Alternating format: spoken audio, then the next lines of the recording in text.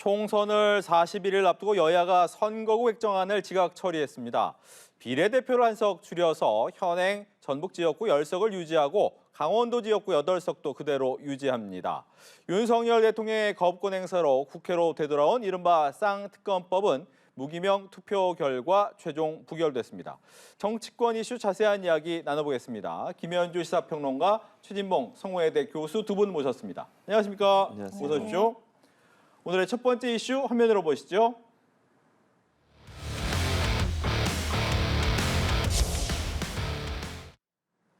네, 41일을 남겨놓고 선거구가 획정됐습니다. 매번 그렇지만 이번에도 지각 처리가 됐네요. 어떻게 보셨습니까? 우리 공직선거법 24조의 2를 보면은요, 그 선거일 1년 전에 선거구를 확정하도록 되어 있거든요. 근데 이 법이 지켜지지 않은 때가 더 많았습니다. 요 전번에도 39일 남겨놓고, 그리고 오늘은 이제 41일을 남겨놓고 선거구가 획정이 된 것인데요. 특히 그 거대 정당들이 이해관계의 당사자라고 할 수 있는 본인들의 목소리를 높여서, 특히 오늘 같은 경우는 인구 기준으로 볼 때는 전북의 경우 -1이 돼야 되는데 그거 못하겠다고 그러니까 고집을 부리다 보니까 마치 그 냉장고에서 무슨 아이스크림 꺼내 먹듯이 비례대표 한 석을 가져왔다는 거 아니겠습니까? 이렇게 되면은 뭐 정의당 측에서는 지금 굉장한 불만을 표시하고 있는데, 국회의원들이 입법을 해놓고 지키지도 않을 것이라면 무엇으로 입법을 했는 것인가 하는 의문을 제기할 수 있을 것이고, 또 이처럼 서로 간의 이해관계를 놓고 밀당을 할 것이라면 중앙선거관리위원회 등 객관적이고 독립성이 있는 기구에서 선거구 획정을 규칙과 원칙, 법에 맞게 하는 것이 옳지 않은가, 입법사항을 고쳐서라도 이렇게 하는 방법도 한번 계획해 볼 만하다라고 생각이 됩니다. 네, 여야 모두 텃밭에서 한 석 주는 것은 안 된다라는 생각 때문에 결과적으로는 비례대표에서 한 석을 줄이는 방법을 택한 거잖아요. 그렇죠. 그러니까 이거는 야합이라고 볼 수 있죠. 좋지 않습니다. 왜냐하면 비례대표 의석이라고 하는 건 다른 뭐 비례대표를 운영하고 있는 나라에 비해서 우리가 이제 적다고 볼 수도 있거든요. 왜냐하면 비례대표 의석 같은 경우에는 전문성을 좀 확보하겠다는 의지로 만든 거 아니겠습니까? 네. 지역구에 나오신 분들은 정치를 오랫동안 하시거나 정치인으로서 활동을 많이 하시다 보니까 뭐 이렇게 한 분야에 깊이 있게 아는 부분도 있을 수도 있지만 또 부족한 부분도 있지 않겠어요? 그런 부분들을 보완하기 위해서 비례대표제라고 하는 제도가 운영되고 있는데 그런 부분들이 이제 더 줄어들게 되니까 사실은 국회의 전문성이 좀 떨어질 수 있는 위험성이 있다는 생각이 개인적으로 들고요. 또 이렇게 여야가 각자 유리한 지역에서 양보 못하겠다고 부딪히면서 계속 싸우는 모습도 저는 대단히 국민들이 볼 때는 짜증나는 모습이다 이런 생각이 들고요. 아까 김현주 평론가도 말씀하셨지만 저도 그렇게 해서 하는 게 좋다는 생각이 들어요. 이걸 국회에 맡기지 말고 그러니까 선관위에서 사실은 올라온 거 가지고 국회가 결정을 최종적으로 하거든요. 네. 그런데 이거를 중립적인 또는 뭐 객관적으로 할 수 있는 분들이 모인 위원회 같은 데를 만들어서 그곳에서 정말 아무런 이해관계 없이 인구 이동이라든지 지역의 분배라든지 또는 뭐 꼭 인구로 안 따지더라도 예를 들면 농촌 지역 같은 경우는 대표성과 대표성을 확보할 수 있는 방안 이런 것들 좀 고려해서 중립적인 곳에서 만드는 방안 이런 방안도 한번 깊이 고민해 볼 시간이 되었다. 그렇게 생각합니다. 네, 일단 이제 본회의에서 선거구를 획정하면서 또 하나 관심을 가졌던 것 중에 하나가 쌍특검법이 되겠습니다. 김건희 여사의 도이치모터스 주가 조작 의혹, 이게 또 대장동 50억 클럽 의혹 특검인데 이 대통령의 거부권 행사, 재의결 요구권 행사로 인해서 국회로 돌아와서 결국은 부결이 됐어요. 어떻게 보시는지 이번에 민주당 얘기 먼저 들을게요. 뭐 저는 좀 안타깝습니다. 그러니까 대통령이 지금 거부권 행사에서 부결된 법안이 거의 8개 법안이거든요. 네. 지금 이번까지 하면. 이거는 이제 입법부를 무시하는 행동이라고 저는 생각해요. 물론 대통령이 거부를 행사할 수 있는, 그러니까 제2요구권을 행사할 수 있는 규정이 법에 있기 때문에 그거 행사하는 것 자체가 법적으로 문제된다고 보지는 않습니다. 그러나 그건 대단히 절제되게 행사돼야 한다고 생각을 하고요. 왜냐하면 입법사법행정 3부가 견제하면서 운영이 돼야 된다고 저는 봅니다. 그래서 행정부가 절대적 권력을 가지고 입법부가 법안을 어렵게 처리해서 올라온 거를 이렇게 자꾸 거부권을 행사하시게 되면 입법부의 기능이나 권능이 완전히 무시되는 거 아니겠어요? 그건 저는 바람직하지 않다고 생각을 하고요. 특히 이번에 이제 김건희 여사 특검법 같은 경우에는 이거는 이해관계가 충돌되는 지점이 있지 않습니까? 본인의 가족과 관련된 부분에 특검법마저도 거부권을 행사하신 것은 저는 타당하지 않다고 보고요. 근데 이제 문제는 국민의힘이 이런 부분들을 국민의 여망이나 국민의 생각과 다르게 표결하신 부분은 너무 아쉽고 좀 안타깝습니다. 왜냐하면 이게 이제 본인들이 어쨌든 속해 있는 정당의 어떤 당론으로 정해졌고요. 또 대통령의 눈치를 보는 게 아니라는 비판을 피할 수 없다고 생각해요. 대통령이 거부권 행사하신 것도 문제지만 그렇다 하더라도 국민의힘은 국민적 여망을 받아서 많은 이 관련된 여론조사들이 대부분 다 이게 통과돼야 된다고 하는 여론이 훨씬 높잖아요. 그런 부분들이 좀 반영돼야 될 텐데 국민의 민심과 동떨어진 그런 결정을 하신 부분에 대해서 상당히 안타깝게 생각합니다. 네, 국민의힘 이야기 듣겠습니다. 거대 입법 권력을 가지고 있는 민주당 측에서 정말 이것이 특검 사안인가의 여부를 놓고 뭐 두 번 생각해 볼 것도 없이 이건 특검 사안이 아니었습니다. 그럼에도 불구하고 무리하게 특검법을 추진했기 때문에 대통령으로서는 이것을 말씀하신 대로 삼권 분립이라는 민주주의 원칙에 따라서 행정권에서 이것을 이제 제어할 수밖에 없었던 것이고요. 작년 12월 28일에 통과가 돼서 정부로 넘어가서 1월 5일에 이게 다시 이제 제2요구권이 발의가 되고 이것이 다시 국회로 넘어왔는데 보통의 상례대로라면 다시 국회로 회부된 것은 며칠 안에 보통 재표결에 들어가는 것이 상례였음에도 불구하고 이것을 55일 동안이나 끌고 때를 기다렸다라고 하는 것은 왜 이 특검법안을 추진했는지 그 저의를 그대로 드러나 보인 것이라고 저는 생각을 합니다. 55일 만에 이루어졌지만 뭐 결과적으로 이제 재표결에서 이제 부결 처리가 됐습니다만 이와 같이 무리한 입법을 통해서 정부의 발목 잡기만을 하는 이 민주당의 행태가 이제 21대 그 국회가 얼마 남지 않았습니다만 무척 아쉬운 대목이었다고 생각이 됩니다. 알겠습니다. 이렇게 해서 첫 번째 이슈를 봤고요. 두 번째 이슈로 넘어가겠습니다.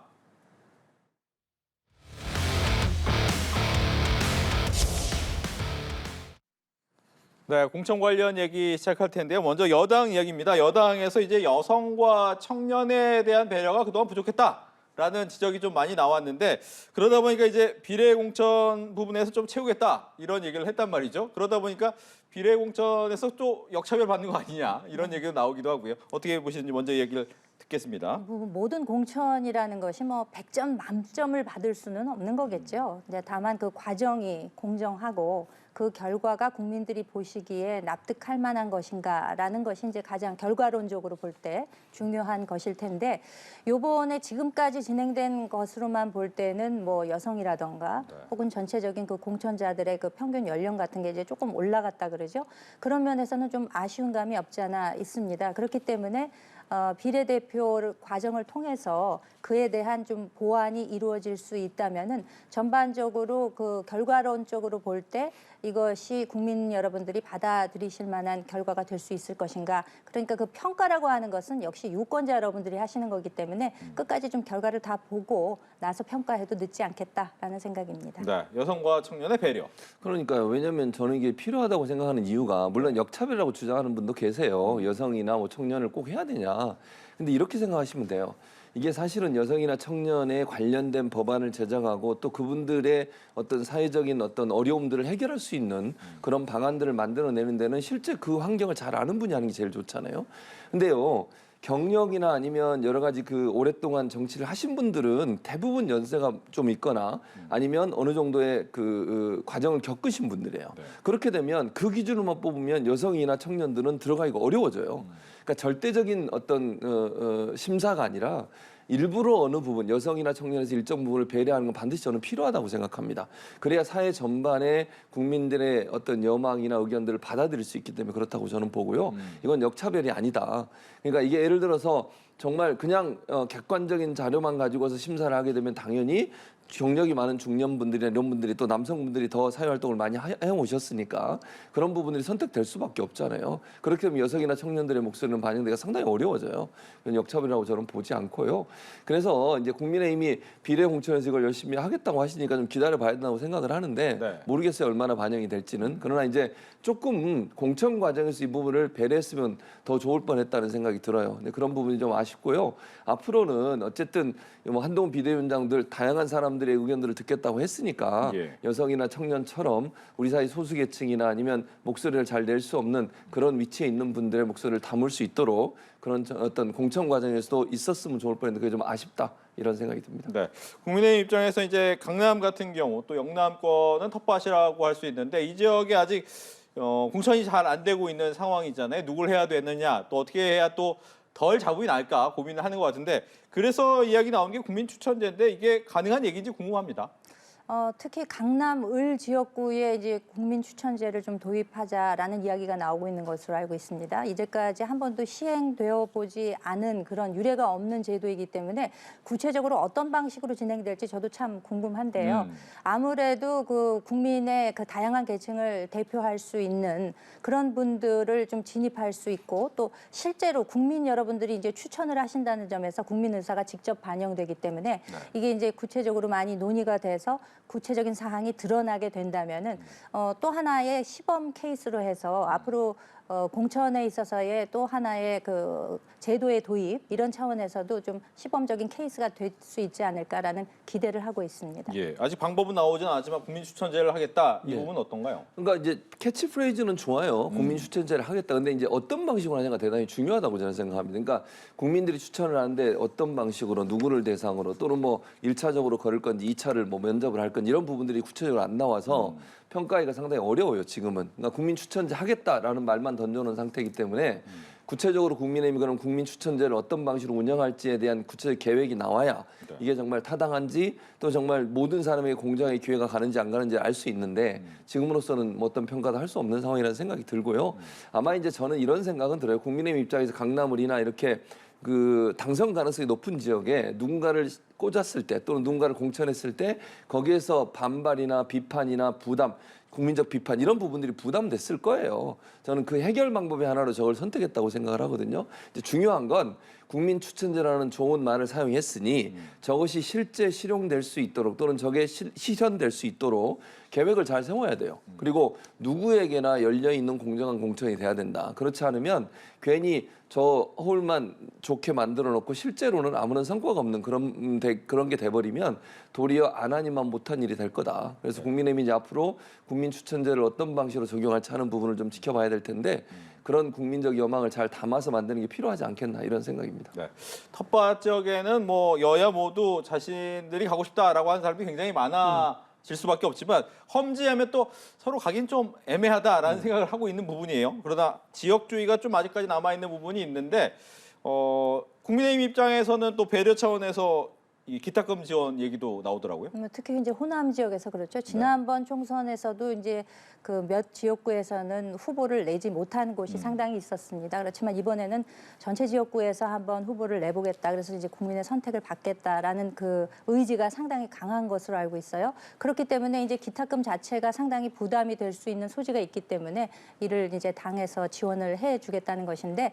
한동훈 비대위원장이 호남 지역에서 꼭 선택을 받고 싶다. 여기서 너무너무 당선이 되고 싶다라는 이야기를 하지 않았습니까? 아직까지도 뭐 지역색을 완전히 배제할 수는 없는 그런 이제 현실이 있기 때문에 어쨌거나 그 당 입장에서는 어느 당이 됐건 또 어느 지역에서건 그 좋은 정책을 내놓고 또 유능하게 일할 수 있는 후보를 내서 열심히 뛰어서 선택을 받도록 하는 방법밖에는 뭐 더 이상의 방법이 없지 않겠습니까? 그렇기 때문에 이제 호남에서 지금 현재 3석을 목표로 하고 있다고 하는데 과연 이번에 이런 뭐 기탁금 보조 제도 이런 것들을 활용해서 얼마나 많은 후보들이 출마를 하고 또 그중에서 어느 정도나 선택을 받을 수 있을지 저도 참 궁금하게 생각이 됩니다. 예. 왜 우리나라 정치에서는 이 지역색이 안 없어지는 걸까요? 아무래도 이제 지역을 기반으로 해서 활동하시는 분들 이런 분들이 그런 부분들에 좀 기대서 정치를 하는 게 아닌가 하는 개인적인 생각도 있어요, 사실은. 그러니까 왜냐하면 사실 이제 이게 워낙 뿌리가 깊어서 이거 자체가 쉽게 해결되지 않을 거는 분명하다고 저는 생각해요. 그래서 저는 선거 관련된 제도를 좀 바꿀 필요가 있다는 생각이 들거든요. 그러니까 지금처럼 소선구제로 하게 되면 결국 이 지역 그 기반으로 하는 뿌리가 계속 갈 수밖에 없어요. 그러니까 권역별로 하든 이걸 좀 바꿔서 예를 들면 호남 지역에서도 국민의힘 후보가 또 TK 지역에서도 민주당 후보가 당선될 수 있는 그런 기회를 좀 만들어둬야 되지 않겠어요? 그러니까 사실은 소수이긴 하지만 또 뭐 전체 중에 소수이라고 제가 말씀을 드리는 거예요. 뭐 국민의힘에서도 호남에서도 국민의힘을 지지하는 분들이 계시고 TK 지역에서 민주당을 지지하는 분이 계세요. 문제는 숫자가 열세다 보니까 그분들이 적극적으로 미는 사람이나 아니면 그분들이 지원하는 사람들이 당선되기 어려운 상황이 상황이니까 네. 이건 제도적으로 좀 풀 필요가 있다는 생각이 개인적인 생각입니다. 저는 이걸 그대로 놔두고 지금처럼 소선구제를 계속 하잖아요. 그럼 계속 고착화될 수밖에 없어요. 그러니까 자기들의 이익을 대변하는 후보는 결국 특정 정당의 후보일 수 있다고 생각하고 그게 결국은 그런 어떤 그 지역 구도 내에서 기생하면서 기생이라는 표현이 좀 심하다고 하면 기대서 정치하는 그런 정치인들이 존재하는 한은 이게 어렵다. 그래서 저는 제도적으로 푸는 것이 맞다 이렇게 생각합니다. 예. 아마 선거가 가까우면 가까울수록 이제 방송에 대해서 이야기하는 여야의 대표들 얘기가 좀 많이 나올 거예요. 특히 이제 MBC 뉴스에서 파란색 숫자 1 가지고도 오늘 한동훈 위원장이 이야기를 했는데 좀 이 부분을 어떻게 보고 계신지 먼저 얘기를 들어봐야 될 것 같아요. 글쎄 그 화면 캡처한 걸 보니까 진짜 너무 좀 노골적인 장면이 아닌가라는 생각이 드는 것이 미세먼지가 일부 지역에서 뭐 1이었다는 거 아니겠습니까? 그런데 실제 그 과학적 데이터를 보니까 미세먼지가 아니라 아주 몇 구 정도, 몇 구 정도에서 초미세먼지가 1이었었다 그래요. 그 당일날.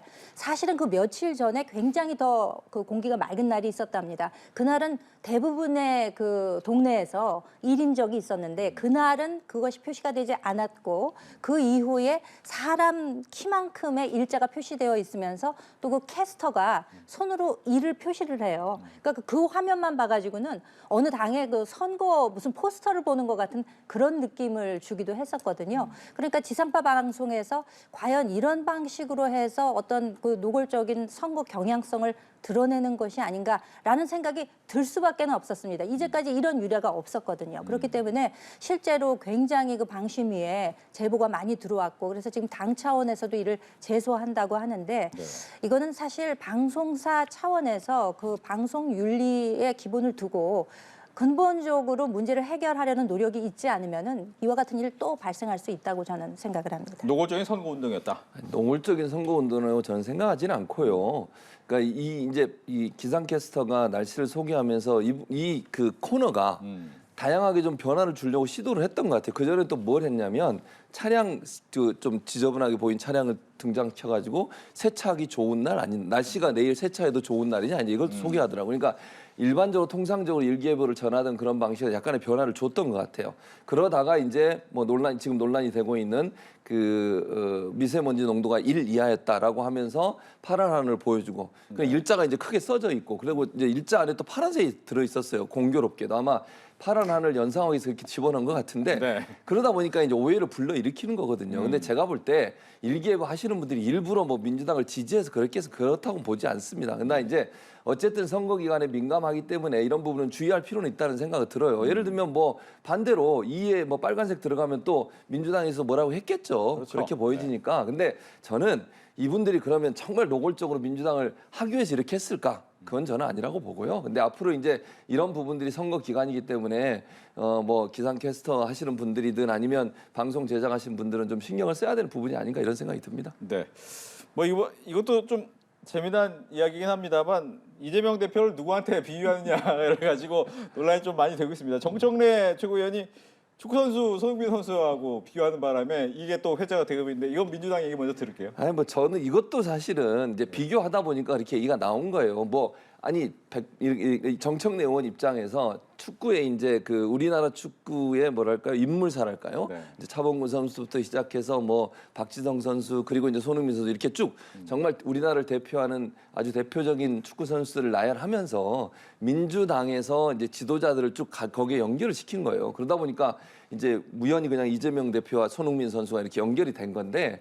뭐 손흥민 선수한테 피해를 주려고 그랬겠습니까? 저는 그렇다고 보지 않고요. 아마 이제 설명하는 과정에 예를 들다 보니까 그렇게 됐다고 보여지고 지난번에 뭐 그 안규령 상금 부대변인 차은우하고 이재명 대표님 얘기하신 것도 마찬가지 개념이라고 생각해요. 아니 누가 봐도 그 차은우 씨가 이재명 대표님보다는 더 잘생겼잖아요. 그걸 뭐 누가 그걸 부인하겠습니까? 그건 그러니까 비유하는 과정에서 이제 본인의 어떤 지지 이런 부분들을 표현하는 방식이라고 생각되기 때문에 이 자체가 크게 뭐 문제라고 저는 보지 않고요. 뭐 이게 거짓말했다 또 이렇게 얘기까지 하시는 분들이 있던데 저는 그렇게까지 얘기할 부분은 없고 저분들이 그만큼 이재명 대표를 좋아하시나 보죠. 그렇게 이해하면 될 것 같습니다. 예, 듣겠습니다. 아니, 명비어천가도 좀 분수가 있어야 되는 법인데 아니 지금 수석 최고위원이라고 하는 분이 더군다나 국민적인 사랑을 한 몸에 받고 있는 손흥민 선수에 비교하는 것이 과연 적절했는가에 대해서 이야기를 하고 싶고요. 왜 하필이면 민주당 쪽에서만 이런 비유가 꼭 나오는 것이냐. 차은우 보다 이재명 대표 그리고 손흥민 선수에 비교하는 거 이런 내용이 만약에 한동훈 위원장이 있는 그 비대위에서 그 비대위원 누군가가 이런 비유를 했다면 아마 그 면전에서 그만하라고 아마 얘기를 하지 않았을까라는 생각이 일단 들고요.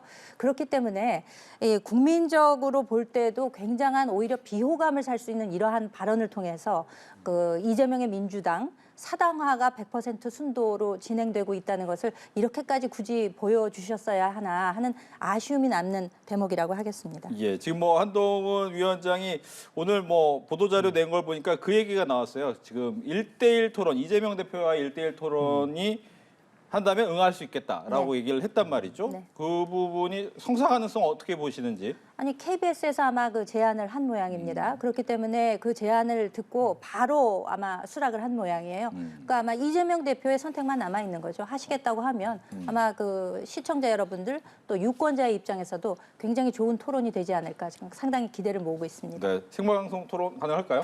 그건 이제 모르겠어요. 저는 개인적으로 잘 모르겠는데 이재명 대표가 어떻게 결정하실지 모르겠고요. 네네. 현재 상황으로서는. 그러니까 이제 이런 여러 가지 고민이 있을 거예요. 이재명 대표가 이제 1대1 토론을 하는 거를 예를 들면 한동훈 비대위원장과 1대1로 나와서 하는 거를 하는 것이 이게 그 도움이 될까? 이게 제가 말하는 도움이 될까는 무슨 말이냐면요.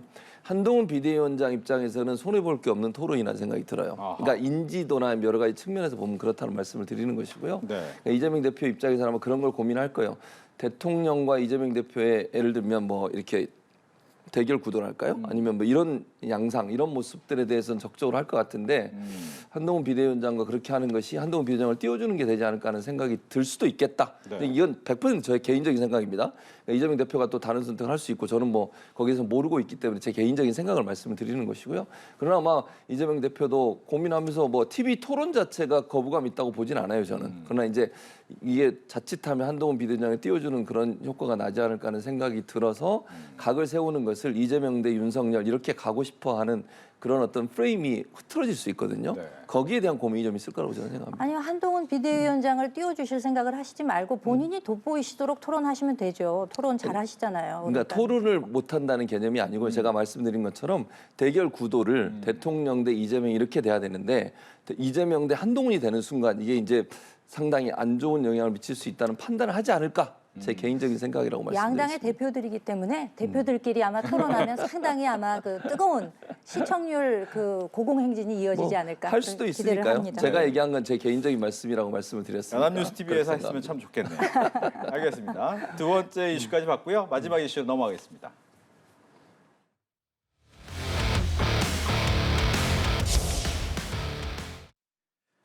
네, 문명 충돌 격화입니다. 문은 문재인 대통령의 문재인계 이른바 그리고 명은 이재명 계 이 두 개의 계파의 충돌이 좀 심해지고 있다라고 하는데 홍영표 의원이 이제 탈당 가능성이 좀 이야기가 되고 있어요. 이 부분에 대해서 민주당 반응이 어떻습니까? 뭐 일단 홍영표 의원이 이제 탈당할 걸 시사하는 듯한 발언을 하셨더라고요. 네. 그래서 그 뭐 본인이 탈당하신 걸 막을 수 있는 상황은 아니라고 보여지고요. 그래서 이제 아마 이번에 컷오프 되신 거에 대한 이제 불편함이 있는 것 같아요. 그래서 좀 안타까운 일이지만 본인이 이제 컷오프 되셔서 거기에 대해서 본인은 이제 본인의 뜻과 고민을 정치적 고민을 같이 하는 분들과 함께 하겠다 이런 의도로 말씀을 하셨기 때문에 탈당 가능성이 높다고 보여지고요.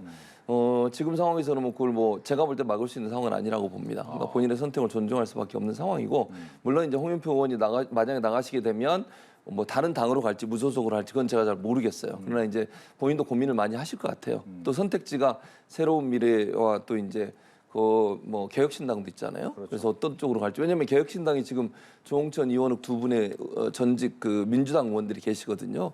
그분들이 있기 때문에 그쪽도 하나의 선택지가 될 수 있다고 보기 때문에 아마 고민을 좀 하지 않을까 이런 생각이 듭니다. 예, 홍영표 의원의 탈당 시사.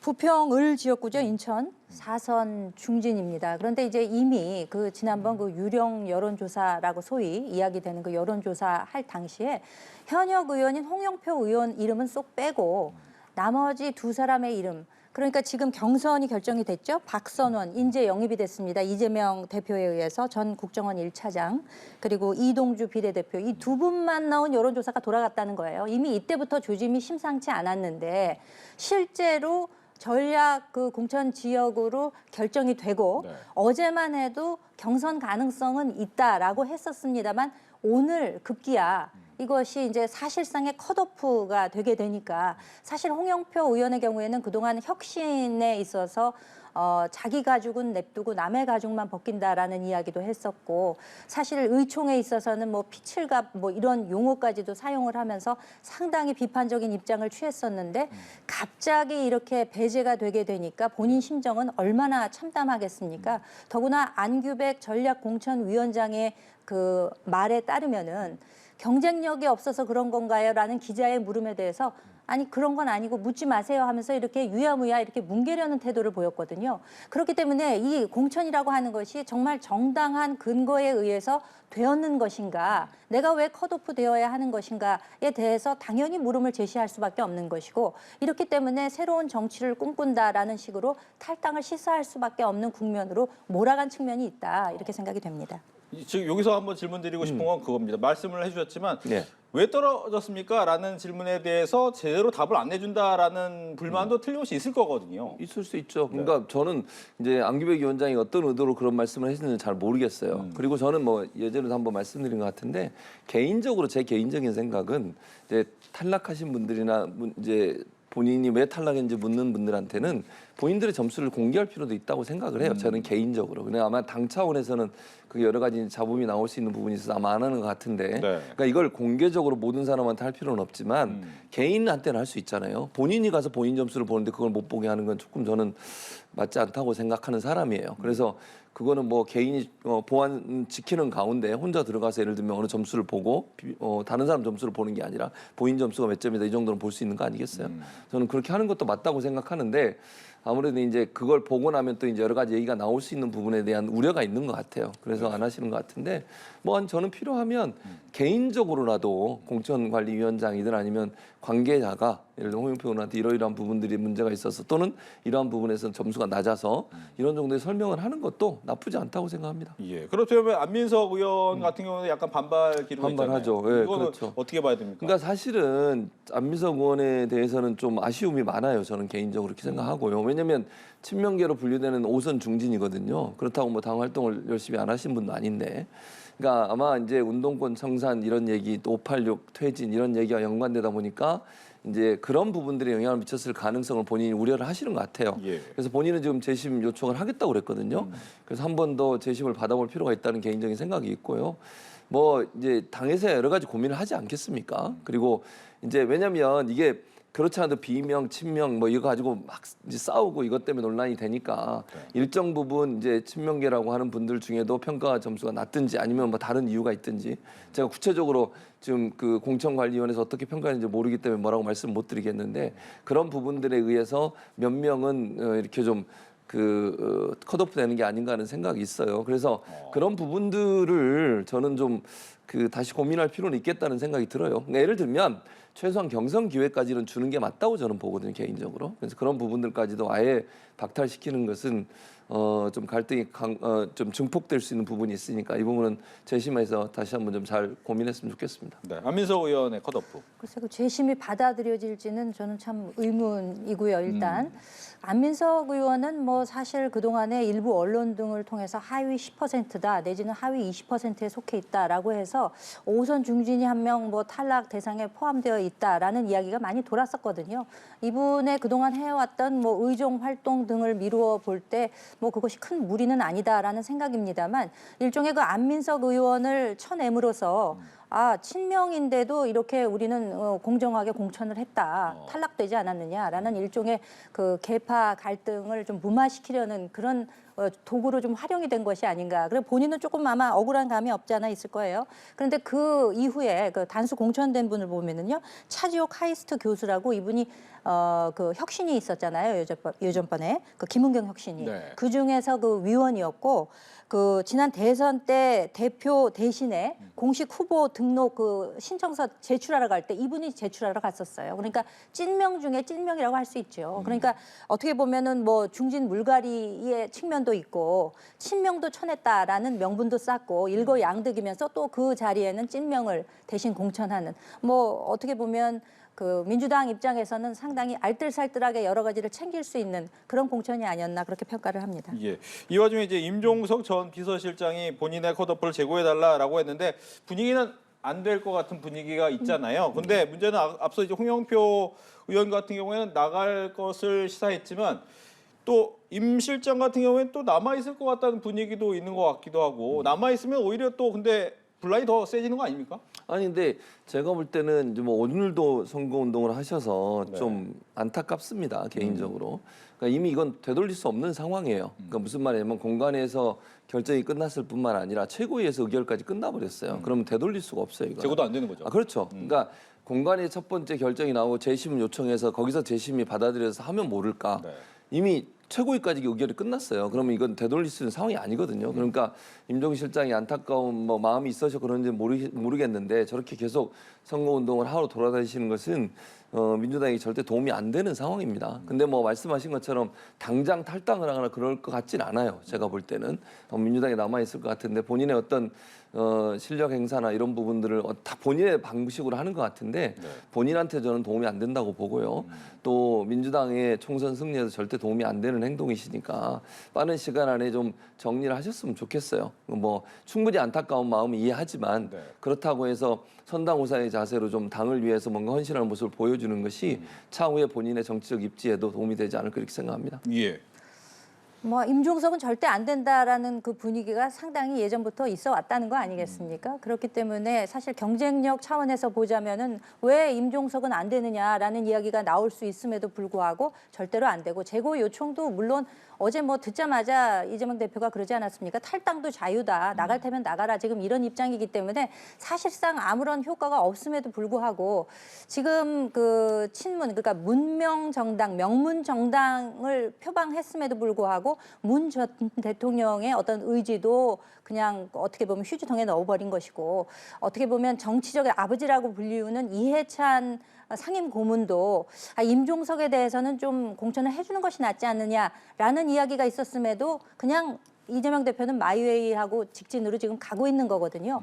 그렇기 때문에 지금 친문과 그 친명 간의 이 민주당 내에서의 심리적인 그 상태를 한마디로 표현하자면은 심리적인 내전 상태다 이렇게 볼 수 있을 것이고 이 공천 국면이라고 하는 것이 임종석 의원의 사실상의 그 컷오프로 인해서 어떻게 앞으로 전개될지 많은 분들이 지켜보고 있는데 이게 정말 어떻게 민주당은 이것을 잘 마무리하려고 하는 것인지 저도 잘 이해가 가지 않습니다. 예. 끝으로 뭐 시간이 많지는 않지만 짧게 여쭤보면 조국 신당이 만들어지고 또 일각에서는 현재 말씀하신 것처럼 내란에 가까운 민주당 상황 때문에 조국 신당이 오히려 비례 쪽에서는 어부지리를 얻는 게 아니냐 뭐 이런 얘기가 나오는 부분도 있고요. 또 이낙연 공동대표가 광주도 나온다는 얘기도 있고 어떤 영향이 있을지 짧게 듣겠습니다. 내란이란 말은 맞지 않고요. 내란 네. 없고요. 다 명문 정당 맞고요. 뭐 문재인 대통령께서 뭐 그런 마음 갖고 있지 않다는 말씀 드리고요. 조국 신당, 그러니까 조국 혁신당이라고 이름을 바꿨죠. 네. 그러니까 이름을 지었죠. 조국 혁신당 같은 경우에 비례에서 좀 더 많은 의석을 가져갈 가능성이 있다고 저는 봅니다. 근데 이제 이게 단순히 그럼 민주당에서 물론 더 많이 가져갈 가능성은 있죠. 다만 그럼에도 불구하고 선명하게 전 정부, 그러니까 윤석열 정부에 대한 비판과 윤석열 정부 퇴진을 외칠 겁니다. 그래서 윤석열 정부에 실망하신 분들이 많은 부분 이쪽을 지원할 가능성이 있어서 아마 지역구에는 내지 않을 것 같고요. 비례 의석에서 상당히 그러니까 예전에 열린민주당보다 훨씬 많은 의석을 차지할 가능성이 있다. 그렇게 전망합니다. 예. 그 예상 밖으로 그 조국 혁신당의 지지세가 상당히 좀 비교적 상대적으로 좀 높은 것으로 지금 나오고 있어서 아마 조국 혁신당 쪽에서는 굉장히 고무가 되어 있지 않을까라는 생각. 생각을 해보는데 하지만 뭐 그 당에 뭐 입당하거나 혹은 합류하기 위해서는 재판을 최소한 받고 있거나 내지는 무슨 전과가 4개가 있거나 이런 분들만 들어가는 것이 아니냐라는 지적이 있다는 점도 말씀을 드리고요.